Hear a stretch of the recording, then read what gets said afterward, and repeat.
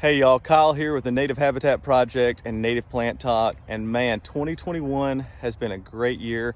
It's really hard to believe we just got started about 8 months ago, and we wouldn't have been able to do this without y'all's support. We've been able to bring tons of attention to native plants and native ecosystems. So let's have a quick recap of exactly what we've been able to do this year.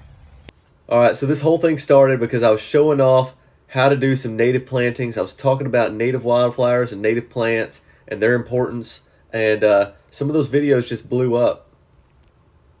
And then when I was out driving back roads working, I'd see these large patches of wildflowers and I'd stop and make TikToks just showing what they look like.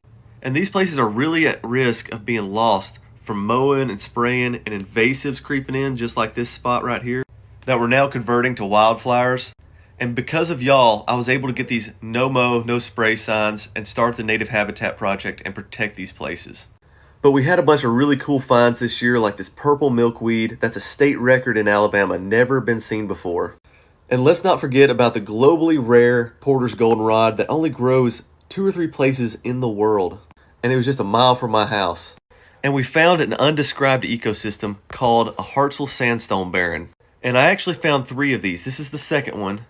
And then this is the third one in somebody's front yard. But one of our main goals with the Native Habitat Project is to bring attention to our grassland ecosystems here in the Southeast, because there's so many species of wildlife that depend on these places for their habitat. And we've already lost 99% of our grasslands in the U.S. And let's not forget, we grew over 4,000 native wildflower plugs from 65 different species. And this wasn't just to sell to the public. I used these on lots of grassland restorations. Speaking of which, we converted over 20 acres of non-native grasses back into a diverse native grassland, just like this lady's front yard right here. And this is how to be a good landowner, a steward of the land, and this is how to bring back an ecosystem. And we managed hundreds of acres of grassland ecosystems this year with prescribed fire, and we removed lots of invasives, just like this Bradford pear right here. And my Bradford pear video might have been one of my better videos this year. I think we can all agree Bradford pears were a mistake.